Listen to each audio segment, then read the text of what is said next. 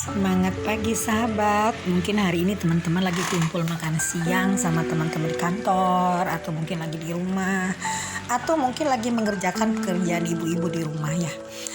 Ternyata pekerjaan apapun kalau kita nikmati asyik, dan ini bisa menimbulkan rasa bahagia yang luar biasa. Nah, begitupun dengan pekerjaan di rumah teman-teman ya. Ternyata saya sekarang lebih senang tinggal di rumah dan mengerjakan pekerjaan yang ya di rumah bikin santai, kadang-kadang nyuci, kadang-kadang bersih-bersih, pasang-pasang foto baru di figura, kadang-kadang main sama kucing, ya asik-asik benar teman-teman ya. Yuk teman-teman, kita sekarang bicara lagi tentang sebuah materi, dan tentunya ini pengalaman pribadi saya, jadi bukan karang-karangan, bukan mereka-reka, bukan juga dipungut dari yang lain. Kalau ini pengalaman saya, yaitu tentang high seleb ya teman-teman ya, yaitu tentang kata hati, dimana itu merupakan hal yang kadang kita abaikan, dan kalau kita mengabaikannya berabe. Aku pernah mengalami hal ini bulan kemarin, dan hal ini benar-benar menjadikan cermin aku supaya tidak bertindak seperti itu lagi. Dan mudah-mudahan pengalaman saya menjadikan pelajaran juga untuk teman-teman semua tentunya. Jadi gini ceritanya teman-teman ya, aku juga sangat tersentak dengan hal ini. Karena apa? Karena ini benar-benar merupakan pengalaman yang buruk tapi baik juga, karena ini peringatan supaya saya tidak mengabaikan hal-hal yang berhubungan dengan hati. Jadi kita jangan pernah mengabaikan kata hati, karena kata hati ini benar-benar petunjuk dari Maha Kuasa. Jadi peristiwanya begini teman-teman kan, aku dari dulu juga kan suka ikut asuransi, ada prudensial, habis kontraknya ya aku ambil, kadang-kadang ada tidak selesai, tapi aku selalu punya asuransi. Dulu AIG pernah sampai setengah jalan, udah nilai tunainya aku ambil. Nah kemarin 9 tahun yang lalu kurang lebih, aku waktu itu masih punya yayasan pembantu rumah tangga di Jakarta. Lalu aku beli polis 2 ya untuk anakku, karena anakku kan 2 cewek ya. Yang satunya pertanggungannya tidak besar sih sebenarnya, hanya cukuplah. Yang satu nilainya 90 juta, yang satu 120 juta. Jadi dibayarnya waktu itu kan baru cuma 300.000 ya saya bayar rutinnya.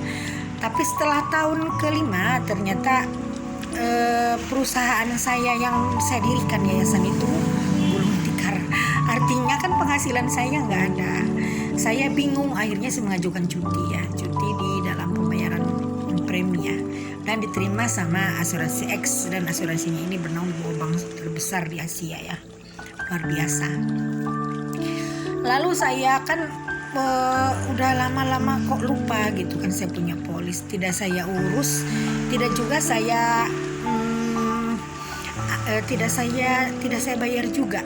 Tapi saya sering mendapatkan SMS atau surat dari asuransi itu bahwa inilah nilai tunai yang ada, bahwa inilah uang yang memang sudah ada. Tapi saya tetap abaikan, dan saya berpikir ya sudahlah, dianggap musnah aja, karena saya kan udah beberapa kali dulu ikut asuransi pun tetap tidak ada, dan waktu saya susu juga tidak ada. Tapi mungkin asuransi ini beda teman-teman ya, bukan saya membaguskan salah satu perusahaan asuransi, tapi memang ini pengalaman saya. Dan saya juga tidak menyangka kemarin di tahun ke-9 bulan ini, di tahun ke-9 saya dapat surat lagi, dan saya kok sebelumnya juga kata hati saya ini selalu aja kepikiran pengen mampir ke bank itu, pengen lihat asuransi. Dan itu sudah terjadi sekitar sejak saya cuti 1 tahun dulu ya, berarti sejak 4 tahun yang lalu. Hati saya selalu berpikir gini, aduh Tuhan, aku tuh kalau udah dapat duit yang tidak disangka-sangka atau rezeki apa aja, kalau udah punya perusahaan, aku ingin membereskan ini asuransi ini, polis ini, supaya nanti anak-anakku punya tabungan. Udah ada uang, lupa lagi, lalu lagi, selalu aja begitu. Sampai dalam 4 tahun terakhir ini aku selalu dipanggil, hati aku selalu dipanggil untuk mampir ke kantor bank asuransi tersebut yang ada asuransinya, dan aku harus membereskan. Tapi aku selalu mengabaikan kata hatiku. Alasan ada yang berbisik dalam hatiku, ya udah nggak usah lah, kamu kan nanti uangnya habis, bla bla bla bla bla bla bla gitu, karena udah nggak aja lah, selesai.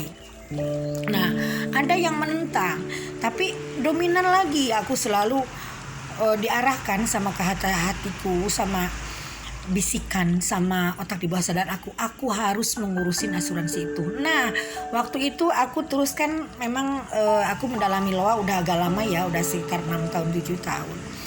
Nah, terus aku kayaknya terasa, naluriku terasa. Nah, setelah aku meditasi ya, kok tiba-tiba aku pengen banget sih ke sana, ke kota, ke Bank X gitu ya. Nah, akhirnya tanpa pikir panjang aku datang ke Bank X. Akhirnya aku cari petugasnya. Oh, katanya ibu dicari ditunggu dari dulu bu, katanya ini nilainya masih ada uangnya. Lah, saya kaget setelah saya tidak muncul sekitar 4 tahun kok masih ada, nilai tunainya masih ada bu, katanya silakan mau diambil katanya atau mau diteruskan. Nah, saya di situ juga luar biasa, antara bangga antara bingung, karena apa, kalau diteruskan juga kan saya harus bayar lagi, sementara kan usaha saya belum stabil ya waktu kemarin ya, karena besar bayarnya teman-teman ya, sebulan itu ya sekitar untuk ukuran yang belum ada penghasilan kan besar, 600 ya. Lalu akhirnya saya berdialog, berdiskusi sama petugasnya ya, sampai petugas bilang nggak usah bu, nggak usah bayar dulu katanya, kan nilai tunainya ada. Nah, akhirnya aku memutuskan ya sudahlah diteruskan gitu kan, karena katanya nilai tunainya masih ada dan masih terproteksi. Dan alhamdulillah, nah seandainya mungkin setahun yang akan datang aku tidak datang ke asuransi itu, mungkin aku sudah tidak ada lagi, sudah tidak terproteksi, nilai tunainya sudah habis. Tapi karena nilai tunainya agak besar, aku ambil sebesar 3 juta teman-teman ya, sehingga aku punya modal untuk jualan ini.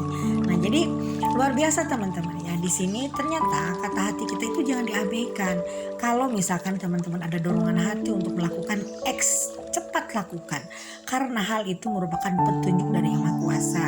Seandainya pun aku lalai, seandainya aku memang tidak menuruti kata hati aku yang terakhir kemarin, bulan ini mungkin asuransiku sudah hilang hampir 200 juta ya, 200 juta rupiah. Makanya teman-teman, yuk kita sekarang ikuti kata hati aja. Apapun kata orang, misalkan kata orang kamu gila, kamu misalkan nyeleneh aneh, nggak apa-apa, memang aku udah gila. Jadi ayo kita sekarang ikuti kata hati kita, jangan pernah mendengarkan kata orang lain, dengarkan hati, karena hati itu adalah suara Tuhan. Oke teman-teman, sekian dulu sharingnya dulu dari saya, sering singkat semoga bermanfaat. Bye for now.